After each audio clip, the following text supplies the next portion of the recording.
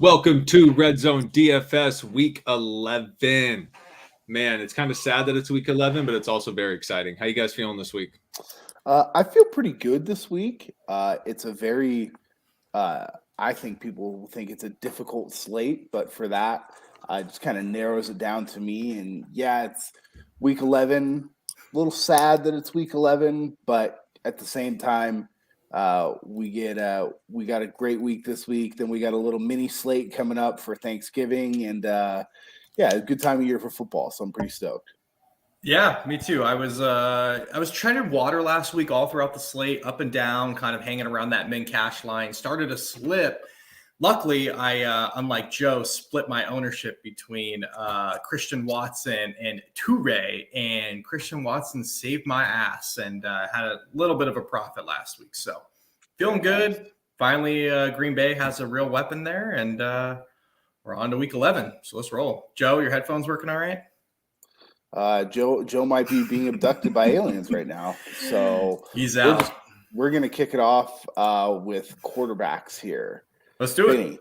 are you going back to your guy? My guy at 7,600.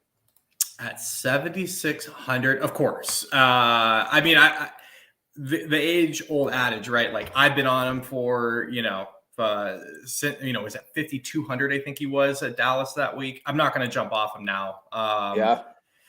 He's just so freaking electric, right?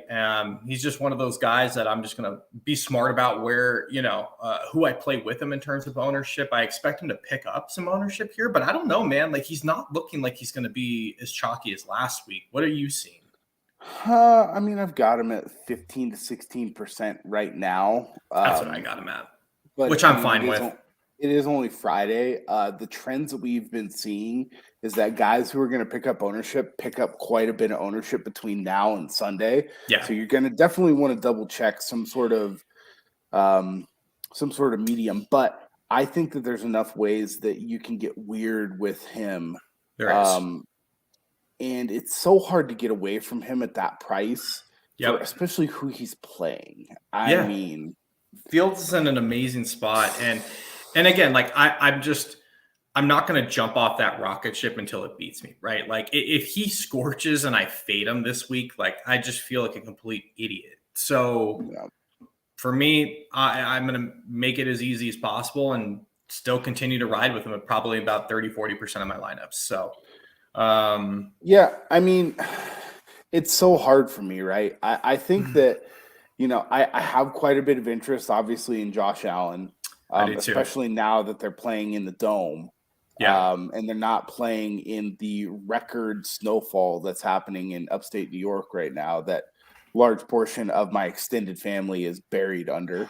I think that Hurts is the guy, but the problem is that like Hurts, Jackson, and Allen are only, separated by only $300 in salary, and their complementary pieces are also very expensive. Mm-hmm. With Fields, I don't really need to play a whole bunch of. I could play him by himself, and it'd be just fine, right? Yeah, and that's kind of my strategy, to be honest. Like I'm gonna, for the most part, be playing him by myself. I do have some interest in Komet. We'll talk about it when we get the stacks, but I do want to play some Hurts. I think I think that Philadelphia is a good team. Yeah, and I think that obviously that they got embarrassed and lost to the Commanders. Yep, and I think that everyone thinks Indianapolis is like somewhat good because they beat the dog shit Raiders. Yeah. I mean, the Raiders are literally like bottom 3 in the league right now when it comes to defense. Yeah. I think the part I do like, it's unfortunate that he's out, but Hurts's passing pieces have been, kind of distilled down a little bit as to where, now that Goddard's out, it makes it easy to stack. So, and you saw it last week. In weeks before, he just snakes a lot of rushing touchdowns just down around the goal line. So, at 5% ownership, I'm definitely going to have some Hurts this week. I like these guys up top. I mean, I'm going to have my fair share of Allen and Hurts up here. Joseph, you've returned. Man back. returns. Who are you going to at quarterback above 7,600 and above? I really like Lamar this week. Okay. He's had diarrhea this week at practice, which is usually a good sign for him. If that's what you want to go off of, then he's our guy. I mean, he gets to go against the Panthers. The Panthers are an absolute shell of an NFL football team. And I think the Ravens are starting to get a little hot. The only problem I have with this game is I can see it just being like 24-3 and just nothing happening at all. But at the same time, I can see 3 of those touchdowns going Lamar to Andrews or Lamar running them in on the goal line. So I like Lamar this week. He's definitely not my absolute favorite. I'm sure you guys already talked about Josh Allen and Hurts, but Lamar is someone I'm looking at. Yeah, I mean, I have a lot more interest in Lamar if Mark Andrews plays. If he does not, it looks like he's going to play. Yeah, I think he's going to. Harbaugh said earlier today that Andrews took quite a few reps in the final practice of Week 11. And went down as a full participant in practice today, which is a really good sign. They do need this guy for the rest of the year. So if he's close, they might hold him out. But I mean, I think having him back will help quite a bit. The Panthers have pretty good corners with J.C. Horn and some of the other guys back there. So, I mean, if Andrews plays, I have a lot of interest in Lamar. I don't not like Lamar. It's just I feel like the matchup's good. I'm not receiver dependent with Lamar. Like I don't want to play a receiver with him. So if Andrews is healthy and they play him, he's absolutely healthy. So it's going to be a Lamar Andrews, line that up. That's an easy 1-2 stack. Going south of 7,600, Vinnie, let's say between, basically just going down the list, is there anybody in the high sixes that you like, or who's the next guy you're going to? Yeah, I'm going to Dak. Ooh. I like this game quite a bit. It's probably one of my favorite games on the slate. A little afternoon hammer out in Minnesota. I like it. The thing I was looking at the most, like watching some of that game last week, like Dak was not great, and he still like hit value, right? Yeah, like he was still, 24 points or so. Yep. And he threw like 2 goal line red zone interceptions. Like his game could have been not ideal. Could have been massive, right? Not so ideal. The opportunity is there. We'll see what happens with Zeke coming back. But, I was looking at it. Minnesota's rush defense is not bad. Like, I think they will be able to hold their own there. And, we talk about it like we want games that have a chance to get up and go from both sides. And I think this has the makings to, like, possibly be that game that, that lights things up. So I also think the Vikings are, at some point, I'm not saying they're bad, but at some point they're going to come back to earth a little bit. And coming off of last week's win, that's a epic win. A lot of energy spent, right? Like going back-to-back weeks and being able to pull that off. It's really tough. It's really tough. So I can see Dak tearing up this defense quite a bit. A tired defense where Dallas is pretty healthy right now for the first time. Mm-hmm. Yeah, I just, again, you look at Jefferson, like he may be not just one of the best receivers in the NFL. Like he's up there as a top 10 player, probably. Like the guy's so good. And then you look at the other guy. Thielen's there. You've got Hawkinson that's there. You've got Cook that's there. Like the weapons on both sides of this game have the makings, I think, to you can stack it multiple ways. And I just think it's a good spot. So and I think gotta love that it's a 1:30 start. Yeah. We do like that. Definitely. Joey, you going to anybody else down around this area? Not in the sixes. Okay. Who's your next guy? Well, real quick, is there anybody else in the sixes that you have interest in, Jim? On the other side, I have a little bit of interest in Kirk, just because I think that a lot of people are thinking the same thing you guys are. Is that like, man, they can't do this 2 weeks in a row? But I really like the Kirk, Jefferson, Hawkinson stack. Either way, I'm going to be getting quite a bit of exposure to that game in particular. But the next guy I have a lot of interest in is in the fives. But Joe, I'll let you go first. Yeah, I'm going to skip over one that I know we're going to end up talking about and just get to the person I want to really play this week, and that's Marcus Mariota at 5,500 going against the Bears. I know, but I just think it's one of those weeks where we can stack up Mariota, Patterson, London, and have ourselves a day. Or we can just even skip London and go with our boy Bird, right, and take those deep shots. So Chicago's not good, right? They're mimicking the Lions in a lot of ways where they got some offensive talent. Fields is the offensive talent. So if Fields can push this a little bit, I can see Atlanta always keeping games close and making things weird. I can see this being a really nice, cheap Mariota, Patterson, Bird, or London. Even throwing Pitts if you want to. I'm not a big fan of doing that this week, but Mariota is one of my favorite plays. It's something I looked at a lot, and the only concern is like Mariota's just not great. But I'm with you, like, but it's just funny. Like all the shows last week, everything this week, all the research lines up. It's like just play teams opposite of Chicago, and you probably have like a shootout situation, right? Like it's kind of the opposite of what we thought earlier in the year with Detroit. Like just play whoever's playing Detroit. That's shifted to Chicago now with Fields pushing things. Like they have a terrible defense. Yeah, so and Atlanta just has a knack for covering, right? They keep games close. They don't get blown out. They usually don't lose by more than a touchdown, So I actually think Atlanta ends up winning this game, but I think this game is one of those ones where it's going back and forth, which is perfect for a DFS Sunday. I think that Marcus Mariota is so fucking terrible that I just can't bring myself to roster him. I can't. Dude, I was doing my research this week, and I watched a little bit of film from the game last week.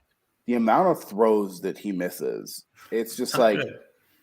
I don't know. And he's starting to pick up a little bit of ownership at like 9 to 10%. Like I just can't do it. My thoughts on that. If I'm going that game, which I really like that, I'm just going to play Fields. Like I'm not going to overthink it. I know he's more expensive, but I'm just going to play him. Like he's just a better player, Like so the crazy thing is Atlanta's like one game out of the lead of that division. I don't get it. Like, it's amazing. I mean, that division is what the AFC East has been in the past. It's just an absolute, stinky, used diaper fire of a division that just like you can't put it out soon enough, right? It's like terrible. Whoever comes out of that division is going to get stomped in the first round of the playoffs. Like it's just embarrassing. So anyway, Daniel Jones is my guy. Yeah, that's who I was skipping, so we can talk about. All right. I mean, what other perfect? So you keep denigrating his name, and we're gonna have. I'm just problems. giving you shit. I keep playing him. Don't worry. That's fine, but let's just like make sure we give him respect. You can call him Danny Silver Dimes. If you want. I'm not calling him Danny Gold Bars yet. The fucking guy needs to put up some numbers, but do you know why he's called Danny Dimes? Because he throws dimes. Because when you throw an actual dime, it fucking fires out of your hand. That's why. Okay. A gold bar is worse than a dime in this situation. So your whole gold bar reference is not great. Silver dimes. Silver dimes. We love it. It's like he's throwing a gold bar half the time. But anyway, I'll play him. I mean, it's the perfect situation where you can play the stack that I like to play, which is the running back and the quarterback together. Yeah. You're just everybody else on the Giants is just a complete fucking wild card. Those two are the two that are going to have production. He's got one of the highest points per dollar values of the entire week this week. And I think his ceiling projections are criminally low. I mean, his projected ceiling here that I have on Run the Sims is only 28 points. Like, what are we talking about here? Fucking Detroit? Like, are you kidding me? So I think that they're gonna have some success, quite a bit of success running the ball this week. I don't know why, but the Lions and Dan Campbell, we know, are still trying to bite ankles and win. Who knows? And maybe it's because they have a guaranteed top 5 pick, probably because they have the Rams pick, and the Rams suck worse than they do. So, I mean, maybe they're just like, hey, fuck it. We're going to get a top pick anyway. We might as well try and build some, positive equity within our team for, I don't think that's, I just don't think Dan Campbell knows any other way. Like, if they were like, hey, we're going to tank, like, we got to get Dan out of the building. So He's not going to do that. So you're giving him too much credit. I think it's going to be a pretty high scoring game. I like the run backs. It's really just one guy coming back from Detroit that we'll talk about later. But is there anybody else that you guys like down here in the fives or maybe lower in the low fives? Man, I was gonna get crazy earlier in the week. Like I had some names. I'm not going to. What about Joey? What about your guy Heineken? Big fan of Heineke, guys. I know. I just can't wait for him to be in Las Vegas and lead us to a Super Bowl. But I just don't know. I just feel like this game is going to be so shitty. Like this is just one of those games that's just not going to be on the Red Zone channel at all. I think you also have to come to grips with he's just not a very good fantasy quarterback. No, he's not. He's just a winner. Which is fine. Like I love him, but I can't play him in DraftKings. No, and I just think this game is just it's just not going to be on Red Zone. They're going to forget this game's going on. They're going to show you a touchdown from this game 20 minutes later than it happened. Yeah. It just this game has shit written all over it in Houston, and no, sorry, not this week. Sorry, Taylor. I actually kind of like it. As weird as that sounds. I just feel like because it's one of those 10 a.m. games where I play Heineke too much, and then it ruins my entire day before the afternoon even starts. Well, I mean, you don't have to play him too much. I mean, he's going to be 3% owned, so you can play 5% Taylor Heineke and be over the field. So, I'm not saying if you're playing 10 lineups, play him in 6 of them, right? But you play him in, 2, and you're over the field to what everyone else is doing, right? Touche. The only other guy that I'm gonna throw a few darts at is Mr. Andy Unlimited. No, he's playing the Raiders. So you want to talk about a fucking tire fire of a game? It is. That's the game that they won't fucking show on Red Zone. That is the Ram. That's the Rams. Fucking Cardinals game of last week. But where everybody they were forced to show that fucking piece of shit. Okay, so here's my theory on it. Unlike the Colts, they don't have a running game. They do not. And everybody tears up the Raiders, right? Matt Ryan went for 23 DraftKings points last week. Dude, Matt Ryan. I would just stack it up with him and Sutton and just move on. He's $100 more than Danny Dimes. I get it. I heard Matt Ryan say this week that's the farthest he's run in a game since middle school. Yeah, it was, dude. I can't. But that's it for me. The only other guy that I had a little interest in as well was Burrow, but he's just expensive, man.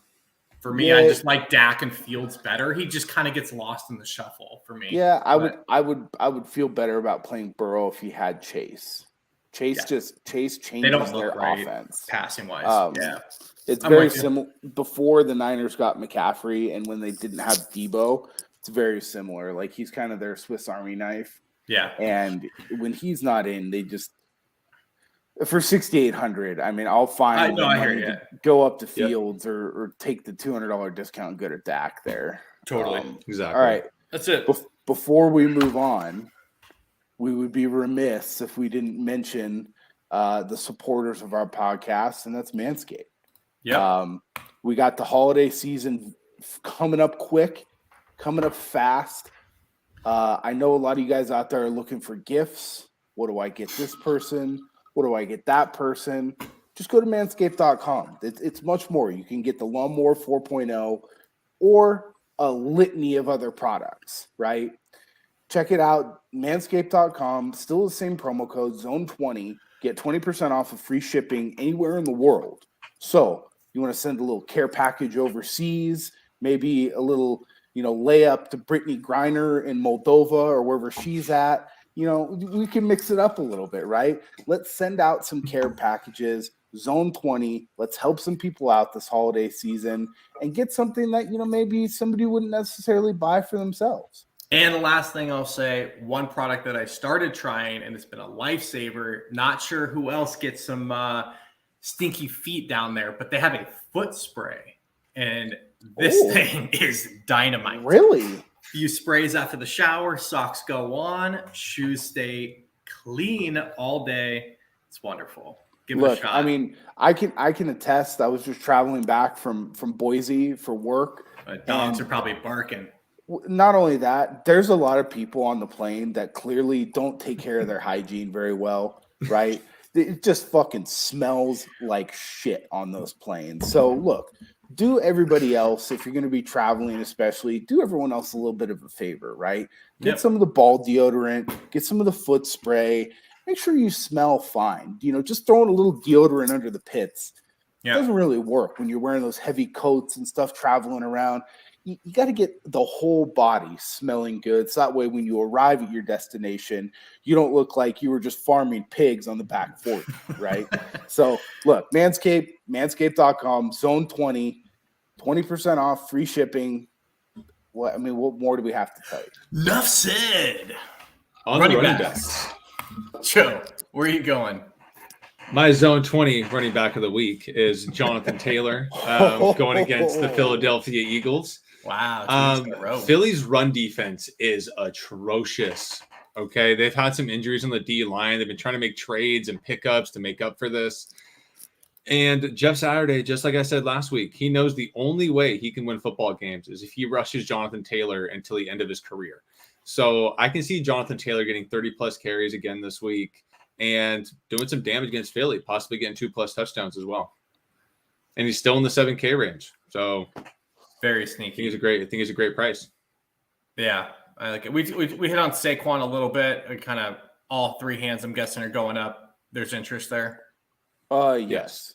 Okay. I feel like he is definitely just in slate breaking territory where if you don't have him, you could be SOL on Sunday. Yeah, I hear you. But what about anybody else up top? Like the one guy that I have a little interest in, but he's been bad lately, is Kamara.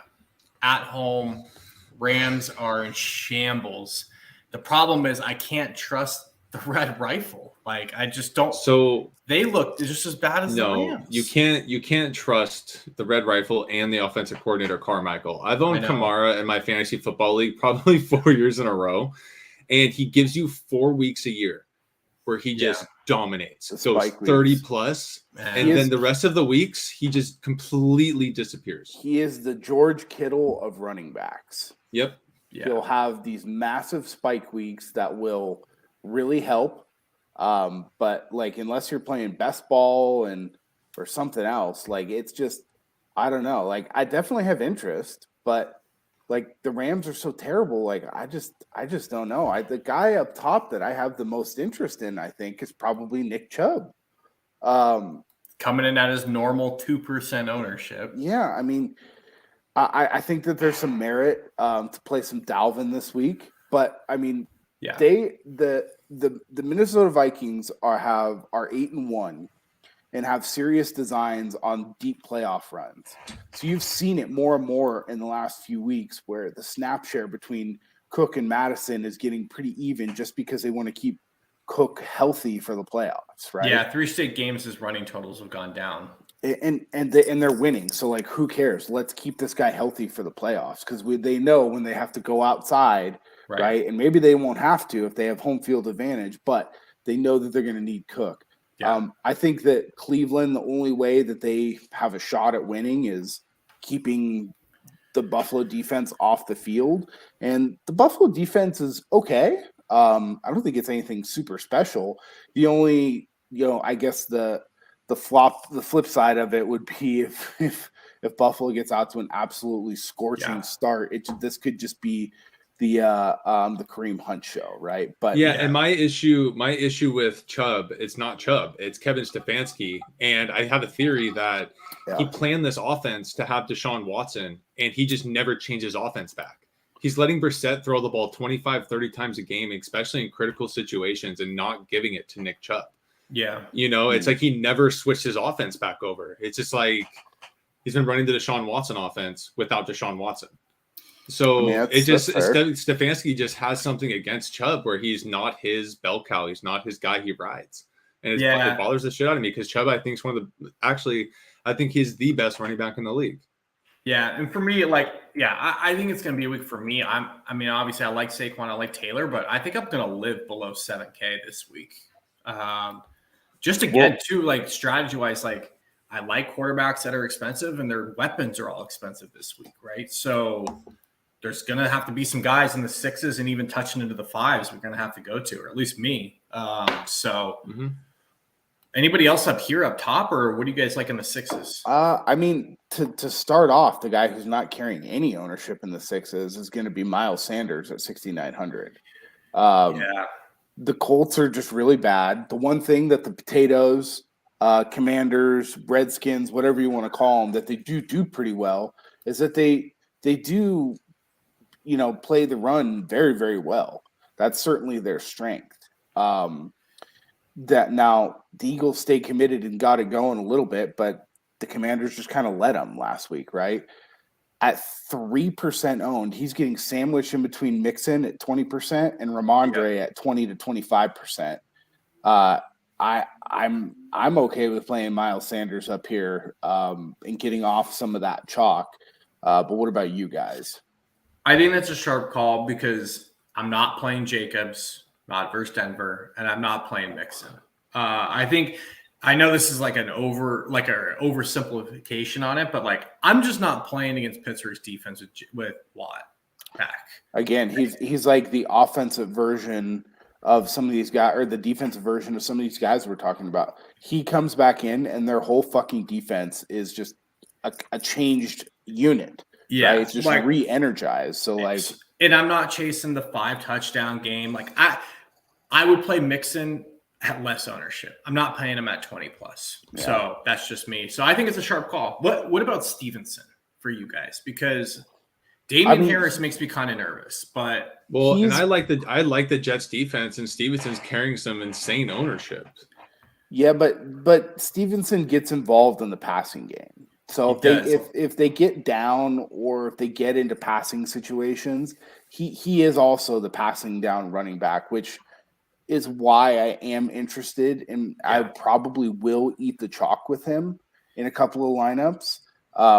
A couple of weeks ago versus the Jets, he had 7 catches for 72 yards.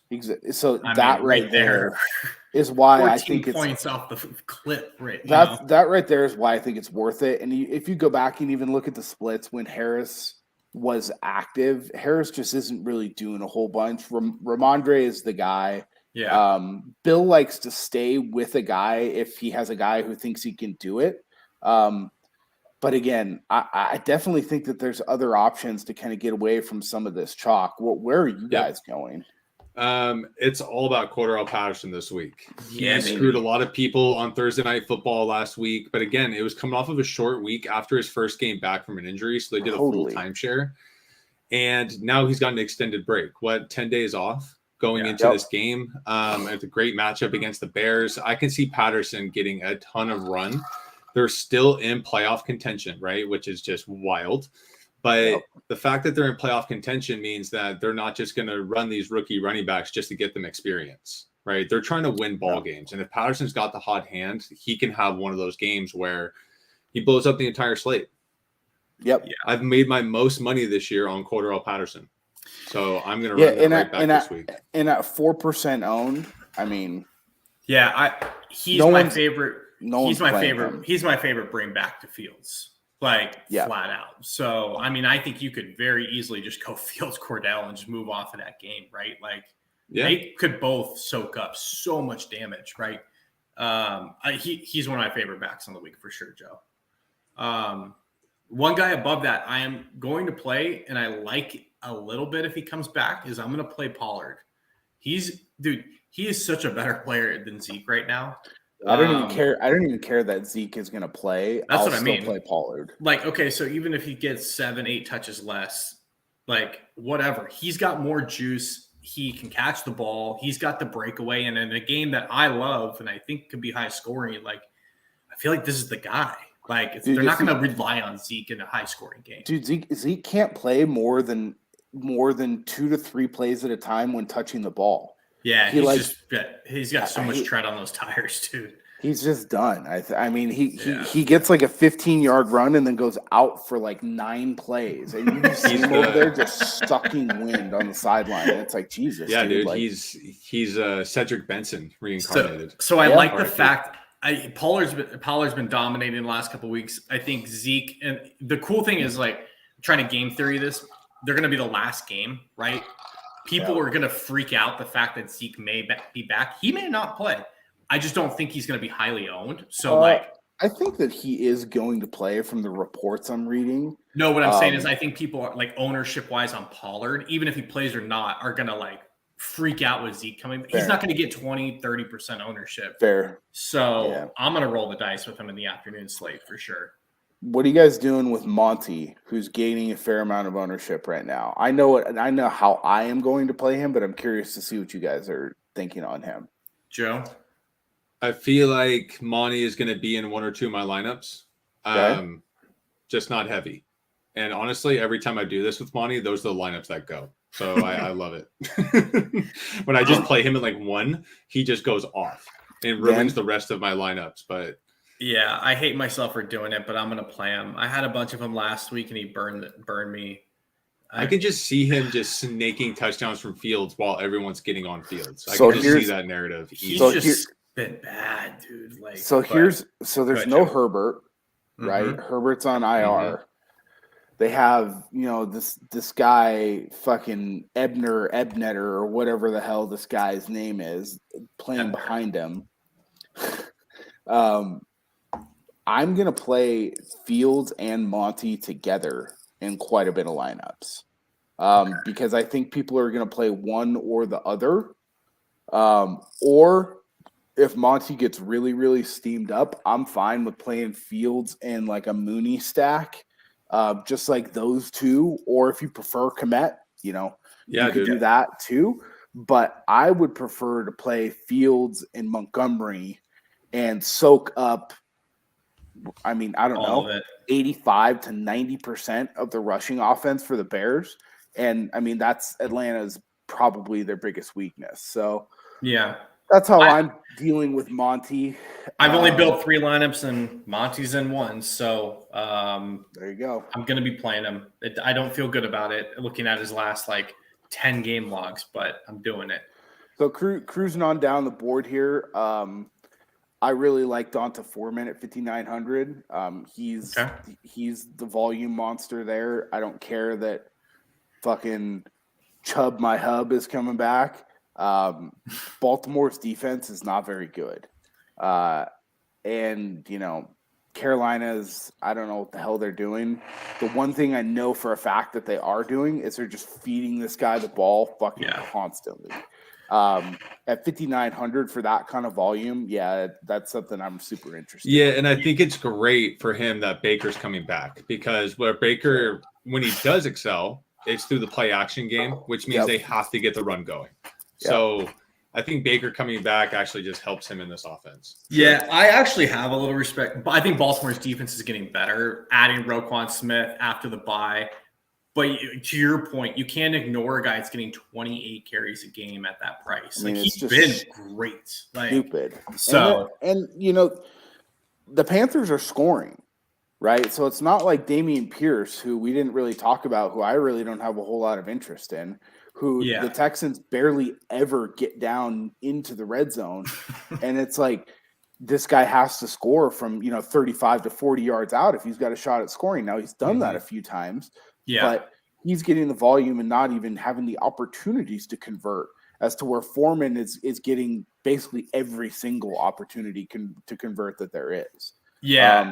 And the Panthers also have a decent O-line too. So it's not the worst. I'm going to take the guy on the other side of that game. Gus the Bus has a flat tire. The weather's not supposed to be great in Baltimore. They say it's a hamstring and a knee injury. I don't think he plays. If he does, it's not a lot. I'm playing Kenyon Drake again, dude. He looked really freaking good a few weeks ago. 25 DraftKings. Now, I do have to say, because I did some research on Gus, because I'm very interested in the offense there in Baltimore this week. And Gus has a little hamstring, his knee, after he came back for 2 weeks. He's had 2 weeks off. He's logged practices every day this week. There is a very high chance that he plays. And that turns into a timeshare backfield, which steers me away from this game in fantasy. But I'm with you. Gus is one of those guys that can sneak 3 touchdowns easy. Yeah, the only thing that I looked at the same thing, Joe, that I kind of why I still lean Drake is in that last game they both played together. He still had 60 yards rushing, 4 catches and had a touchdown like receiving. So like he's going to be heavily involved, Drake. Like no matter. What, Vinny, he practiced 3 straight limited practices. Who's that? So. Gus. No. I know. I'm saying Drake's still going to be involved. Like with this, you got to remember, Baltimore has like no receivers left, right? No, so on passing downs, it's going to be Drake and not. And I understand that. I mean, if Edwards is for whatever reason ruled out, Drake might be my heaviest owned play of the week. For sure. I'm still going to have a little bit of them. I just prefer Foreman at the same price. For me. Now, there's some guys down here in the lower 5s that I have some interest in. Vinny, is there anybody that you have interest in down here? I have one guy I feel like gross. Like I got to take a shower after saying it, but I'm going to play a little bit of Brian Robinson from Washington. Don't tell me you're going to play Gibson. I'm sure you're going to say that. I just don't see it. Like, it's very clear what Washington thinks of this backfield, and it's not Antonio Gibson as the number 1. So Antonio Gibson with McKissick out plays the passing down work. Sure. That's why I'm playing Gibson, because I think this is going to be a high scoring game. And I don't think this is going to be a game that Brian Robinson's just going to be able to run the ball like he did oddly against Philadelphia. So that's fine. Like I just disagree on the game flow. So like, and that's totally fine, right? Like I think this is going to be 2 morons trying to hump a doorknob, and like it's going to be just Brian Robinson and Dameon Pierce just literally like 3 runs in a cloud of dust. So if they do score a little bit more, then yeah, I see what you're saying with the Gibson. But I mean, Brian Robinson had 26 carries last week. You talk about volume, guys. Like, whatever. I'll play him against terrible Houston's D. So yeah, we just differ on game flow and what we think. So Joe, you got anybody cheap down here? No. I'm gonna be playing a fair amount of Kareem Hunt. I think Kareem Hunt at 2% ownership at 5,100 presents the highest ceiling of anybody down here. Yeah. I don't have a whole lot of interest in anybody else, but he is a guy that, especially in my Josh Allen stacks, that is going to be a nice little run back for me. All right. Cool. Let's move on to wide receiver. I just want to mention that I think Najee still might be on the brink. 20 carries last week, 99 yards, didn't get you the 3-point bonus, didn't get into the end zone. I can't do it. I'm not doing it this week. But I just think there is a spike game coming of Najee, so just be wary. So he's in the same boat for me, Joe, of they can't get close enough to the end zone for him to convert opportunities for touchdowns. They're just fucking terrible, okay? And now maybe they can create some turnovers and get down. I just sorry. He's got 1 rushing touchdown on the year. I know. It's not good. I don't think it's his fault. All right. All right. One-off wide receivers. Who do we like? Not starting up top. Well, I'm not playing Kirk, so I'm good, but I'm still going to try to jam Jefferson into as much as I possibly can. So that's very fair. Joe, AJ Brown. Yeah, that was the one.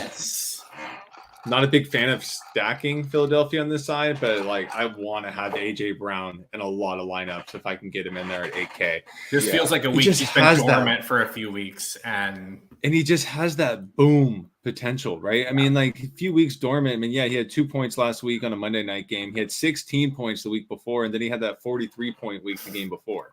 Well, so it's not like he's had any really off weeks. That last game against the Commanders, the Commies, I mean, Philly just looked like shit. So I can see them 2 bad weeks out of 8. So that's a fresh week. And with Goddard being out, his red zone equity and his target equity just went way up. Yeah. Against an absolute shit team that, I mean, yeah, I'm with you there too, Joe. My one-off kind of up top is going to be St. Brown. I'll just continue to play him. The amount of volume that he gets is just absolutely fucking stupid. He just continually gets there. They get him the ball kind of really wherever, right? It's not one of those things where they like, well, let's only throw him these routes or let's only throw him those routes. Like, no, like they get this guy the ball wherever and whenever they can. Yeah. Had a few down weeks there in week 7 through 9, but then spiked again for 25 last week. And then, I mean, that's just kind of the upside that he has. His ceiling game so far this year is 42 points. They're not playing, they're not playing a good passing defense in the Giants. So, while the Giants have, they have a good record, they are definitely not a product of their record's not a product of their defense whatsoever. So that's my kind of one-off. What any other one-offs you guys are taking a look at? Going down the board here. Yeah, what about like in the mid? I love Cortland Sutton. There's nobody else there. Like Judy's out. I mean, we know we got Dancing Rick. We'll talk about him next, but like they literally have no one else, dude. Dancing Rick sucks, dude. He's really good. He's gonna ball out this week. Anyway, Judy's out, Hamler's out. They have no running backs. Like the Raiders fucking suck, dude. I'm not interested. I'm not interested in playing Mr. Unlimited, but I will play quite a bit of Sutton this week. That's okay. Sure. That's fair. Okay. I really like Tyler Boyd at 6,500. With Pittsburgh having TJ Watt back, you're gonna have to get the ball out pretty quick against a really bad Pittsburgh secondary. Last time I called Tyler Boyd, he had 32.5 points. I think this is a Tyler Boyd week, not a T. Higgins week. The way to success for Cincinnati this week is just peppering Tyler Boyd over the middle on quick play actions. You are the Boyd whisperer. All right. Well, I didn't listen last time. I will listen this time. I am writing him down in my notes here and add him to my player. And another 1:30 start game. Yeah, we love the afternoon sledgehammer. So that's very nice, I think. Yeah. Going down the board, I mean, even if you don't play Heineke, I think you have to play McLaurin. He's so good. His ownership is creeping up there, but I really don't care. So what I say when Heineke came in 4 weeks ago, McLaurin has gone 18, 20, 11, and 24. Oh yeah, Heineke peppers McLaurin. You got no arguments for me. His targets have been 8, 8, 9, and 11 the last 4 games. Sign me up. Chalk it up. What about lower? I've got so again. I'm going to continue to play Jacoby Myers. He is the absolute focal point of that passing offense in New England. I don't care who is in there. Yeah. If you go look at what he's doing on a week-to-week basis, his pricing at 5,500 is incorrect. Just flat out, it's incorrect. Yeah. He should be at least 6,000. Didn't have a great game against Indy, but look at 5,500. I don't really care, right? I'm playing him at 5,500 for the 18 to 27 to 21 point game, right? Yep. And the Jets, they have good corners, but Jacoby Myers is one of those guys that doesn't run a lot of deep routes. You've got Mac Jones there who fucking sucks. They're going to want to try and get the ball out of his hand quickly. He's fine with me, I think. Yeah. I like George Pickens. I love Van Jefferson this week. There it is. Whoa, guys going. Van Jefferson at 4,500. Skipped a bunch of guys. Well, dude, where he's going for one-offs, man. And Lattimore for the Saints is out this week. The best corner on the Saints and one of the best corners in the league. Van Jefferson's already getting a lot of targets. He's getting up to speed with the offense and with Stafford. I don't think that Robinson is one of Stafford's favorites. And he has a rapport with Jefferson from last year. I think this could be a week where Jefferson gets 10-plus catches and shows us exactly who he was last year.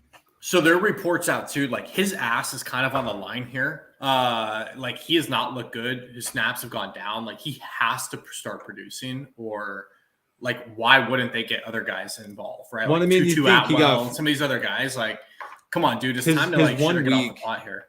And the thing is, he's been back for 3 weeks. He didn't get a target in his first week back. His second week, he was with Stafford. He got 5 targets, didn't get a catch, right? Yeah. And last week, he got 3 targets with John Wolford, as his quarterback. So with Stafford back this week, with Cup out, Van Jefferson becomes the target. They can't run the ball. They have no offensive line at all. Yeah. They're down to like their 6th-string offensive line, pulling guys from the XFL. Yeah. So I can see Van Jefferson getting some toss-up balls and doing some damage. Hey, so real quick, kind of a hot take here that I'm going with. Along with Danny Dimes, I like both of these Giants receivers. I think that's where they eat this week. I love Slayton, man. I like Slayton a lot, and I like Wan'Dale Robinson. Slayton's the guy. Slayton's the guy that he's not. A lot of people don't play him because he's not officially listed as one of the starters, but he plays 80 to 90% of the reps. I know. And he, I think, is by far the best player on that. It's not a. And it's I not said a it weeks ago. To clear, you always catch Slayton just getting that big play, and he did it again last week. Like he is constantly getting the big play, and guys like that you can't ignore. Well, he's a very good route runner and knows how to get open, and he's one of the few receivers on that team that knows that. Wan'Dale just is young and doesn't really have that know-how yet. I can tell everyone I'm gonna go down with the ship with Wan'Dale. Like he's just the man crush of mine from college. Like he could put up 2 points again. I'm gonna play him next week too. That's a blind spot, but I think this is the spot where they just light Detroit up. My man crush from college, who's actually producing, is somebody who you can play for a cheaper price, and that's Terrence Marshall. He's actually, somewhat of a focal point of the offense here. He is now.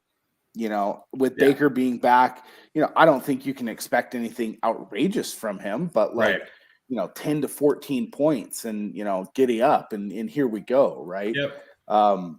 I think if you need a cheap jam, he's a guy, but do we have anybody really dirty down here? Cause I might have a few people way down deep here.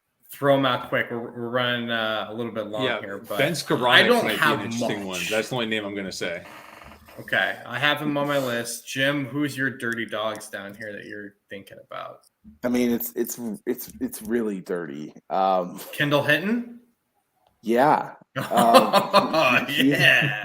I think he's an interesting play.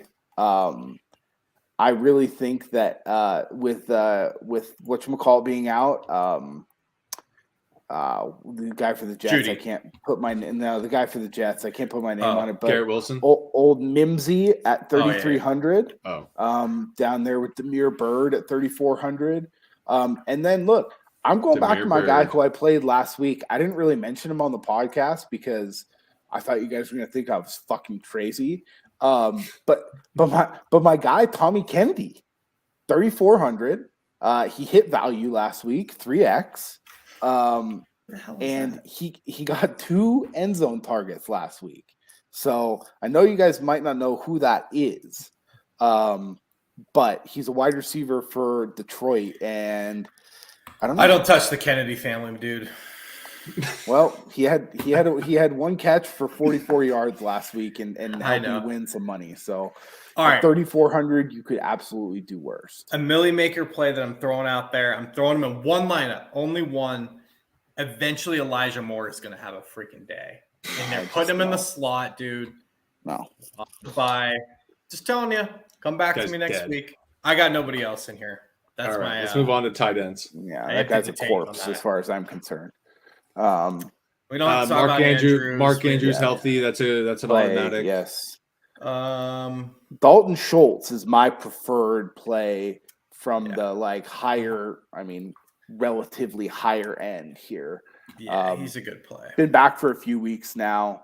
There's going to be a lot of attention played to CD Lamb. I still like Lamb. He's going to get his, but Schultz is a guy where, especially in a higher scoring game, is really prevalent in the 2-minute drill and when they're running hurry up. So he's a guy that I'm going to be going to quite a bit. And he's basically a wide receiver 3 in that offense, maybe even wide receiver. Well, 2, no, he's honest. 2 because Gallup's not the same person. Yeah, keep wanting Gallup to be back, but he's just not. Yeah, but I really like Cole Kmet. We always know he's been talented, but he's been under the thumb of Nagy and just a shit offense. But now that Fields has shown that he can not only run the ball, but be legitimately the best running quarterback in NFL history, possibly, that these linebackers are forgetting that Cole Kmet even exists. Well, that's a good point. They are so focused. It's the same thing with Lamar and Andrews, right? I never thought Andrews was any good, but Lamar caused him to get wide open because linebackers are always keeping an eye on him running the ball. That's a really good. Mark Andrews is no. He's proved. I say in the past, I was like, dude, this guy's not great. All of his catches are not even contested. He is wide open, and Cole Kmet's been in the same situation. He has been wide open. Kmet was sick in college, and to your point, that's a really good point as far as breakdown, schematically, and also Fields just now trusts him. Which is you would okay, think to your point with Lamar, they'll just play a 2-man game in the red zone. It's okay. I actually expected him to be a little bit more highly owned. He's sub 7%. Because I think people think he's going to come back down to earth, but I think this offense has changed. It's very obvious how much this offense has changed. Well, they've got nobody else. I mean, you talked about it before. With Schultz being the number 2, I mean, Kmet is the number 2. Yeah, I mean, they've got Dante Pettis, they've got Equinemius St. Brown, and some other random creative players. Well, you got Mooney, that's their number 1, but then there's no one else. 100%. So I really like that call. As long as Waller is out, I like Moreau quite a bit. Dude, he's better than Waller, maybe. Yeah. I mean, he's never done heroin, so. Yeah, well, Joe likes to bring up those old heroin ligaments on a weekly Everyone's basis. Got their dark side, all right? And, at literally half the ownership of, fuckface dancing Rick, I mean, and Moreau is you go back and I watched the film, his last 2 weeks, he's not blocking at all. They're not asking him to block at all. He is just doing nothing but running routes. With all those the Raiders guys, have 4 active receivers, and one of them is Mac Hollins. Exactly. So I'm not playing Mac Daddy this week. Foster Moreau, I think, is the only person aside from Sutton that I have interest in that entire game of even thinking about rostering in my lineup. So yeah, I don't like giving Joe a whole lot of credit on much of anything, but you were right on Mac Daddy. Look, Mac made me plenty of money earlier in the year. It's fine. I hammered him full throttle his best game, so we're okay there. My best lineup last week, I followed your guys' advice and played Mac in it, and it ruined me.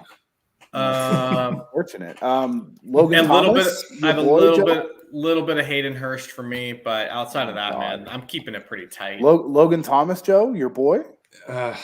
Again, I love Logan Thomas, but he just hasn't really looked like Logan Thomas since he's come back from all those injuries. It's because everything in that offense goes to Samuel or McLaurin. There's just not. But even when Thomas is getting the ball, he doesn't look like he's really beating people. He's just not. He's just not the same talk guy. About a guy with tread on the tires. The guy's 900 injuries. Can I interest you guys in a min price punt? Wait, yes. Who is it? Is it by the way, the Eagles guy? Yeah, Jack the Hammer Stoll.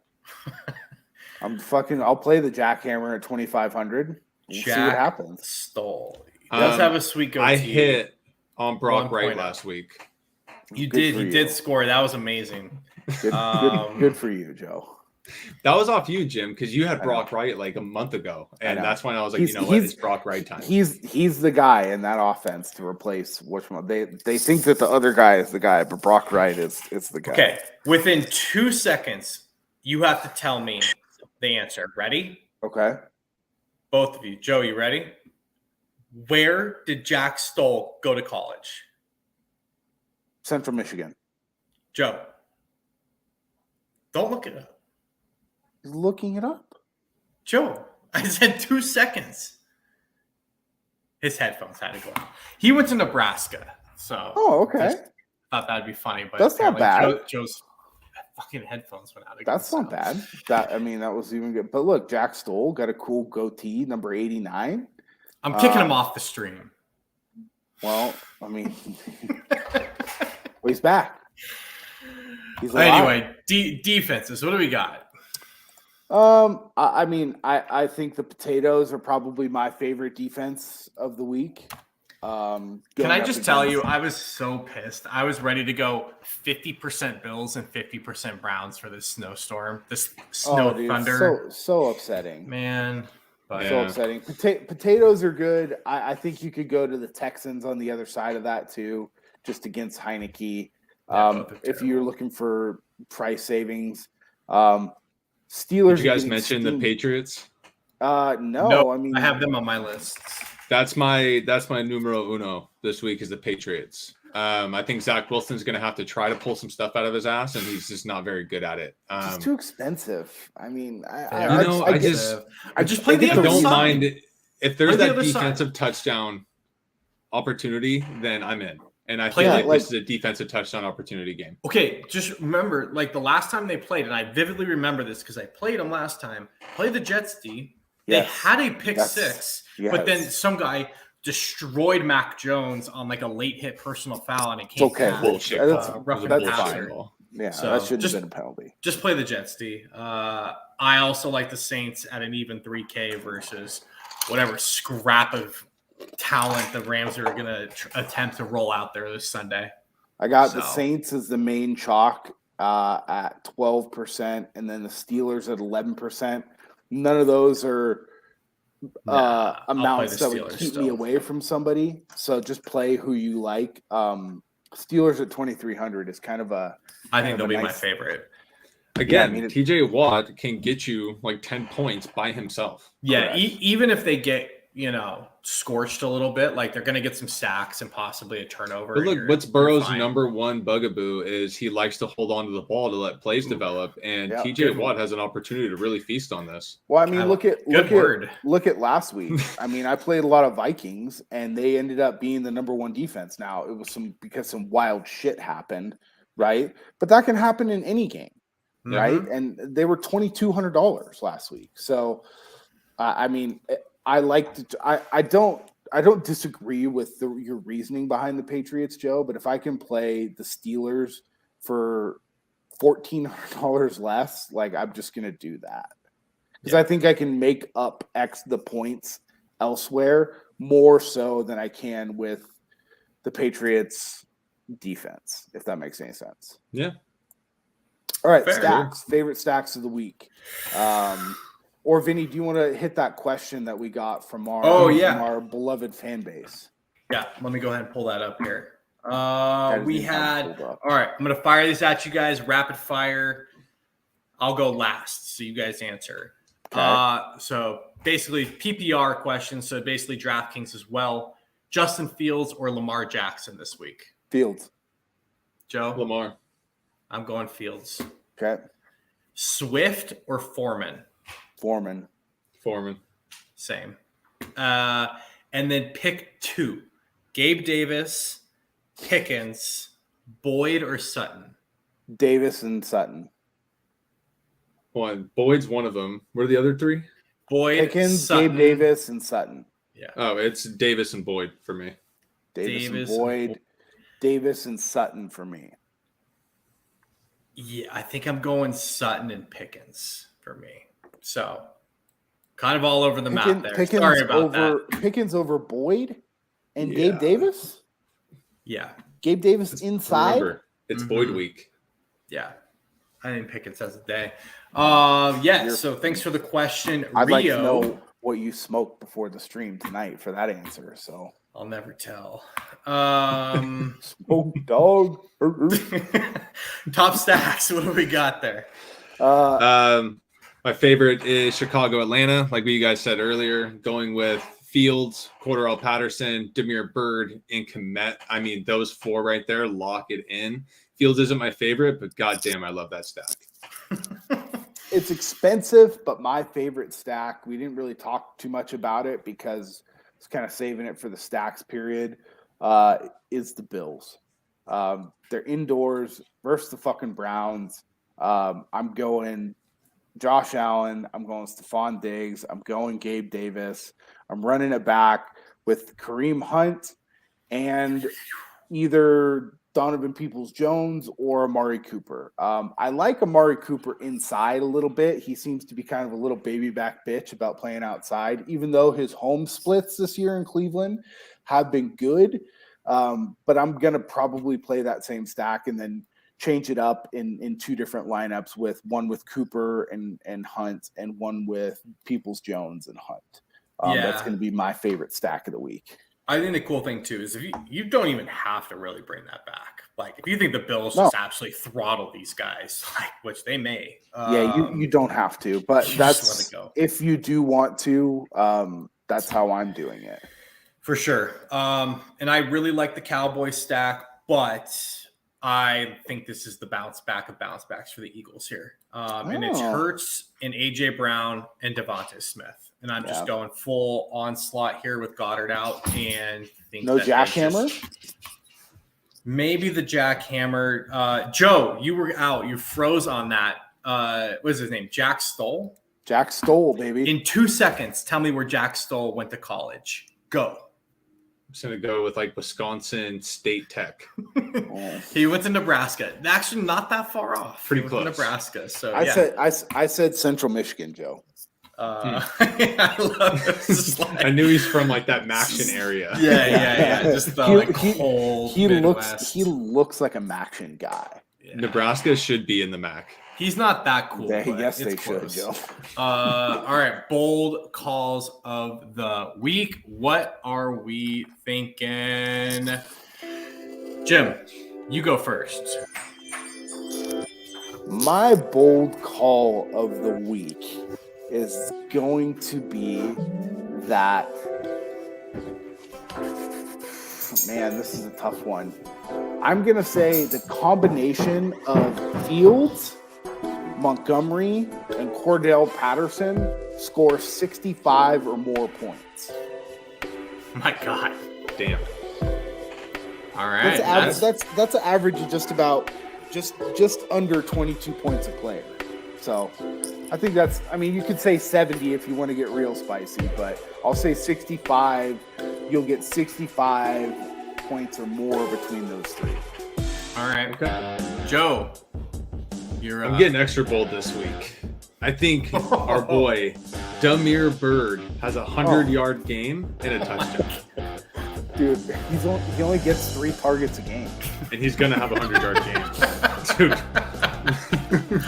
Damir Bird is electric. That's bold. That guy is electric. It's Damir Bird week. Let's go. Okay, Vinnie. I don't know how you're going to outdo that one, but okay. Well, apparently Joe's back to microdosing again. Yeah, that's since last summer. I'm gonna say that this Cowboys game goes over 65 as a total. I think you see Dak and Lamb as the top skinny stack of the week, and Jefferson goes for over 40.